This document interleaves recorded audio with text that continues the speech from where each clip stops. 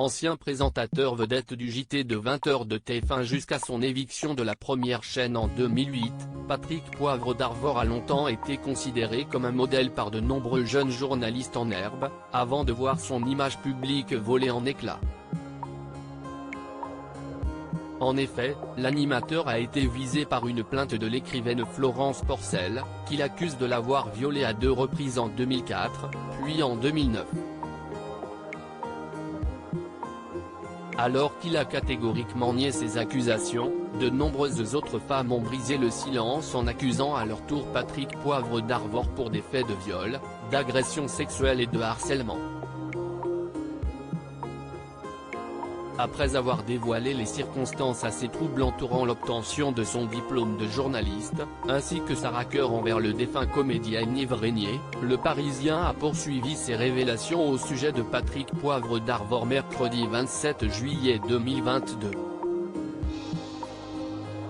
Le quotidien francilien a notamment souligné l'emprise du journaliste sur le monde de l'édition lorsqu'il était encore le présentateur du JT de 20h de TF1.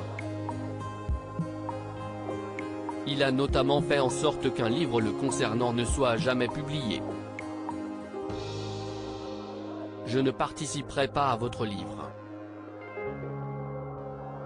Je ne vous empêcherai pas de le faire, mais sachez qu'il ne sortira jamais, avait-il lancé à celle qui devait en être l'auteur. En parallèle, le Parisien a dévoilé une incroyable anecdote concernant l'ancienne maîtresse de Patrick Poivre d'Arvor, Claire Castillon. Patrick Poivre d'Arvor, son ex-maîtresse Claire Castillon épinglée par la police. L'histoire s'est produite en 2002, alors qu'elle venait de publier un roman intitulé La Reine Claude.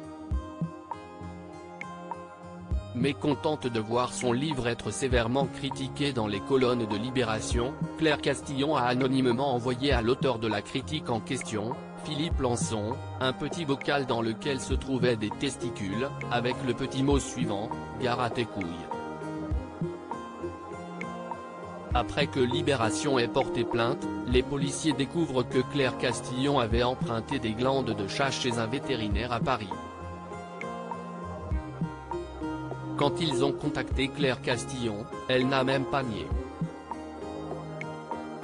J'ai compris que ces gens de la haute se croyaient tout permis et ne voyaient qu'une bonne blague, a souligné un témoin cité par le Parisien.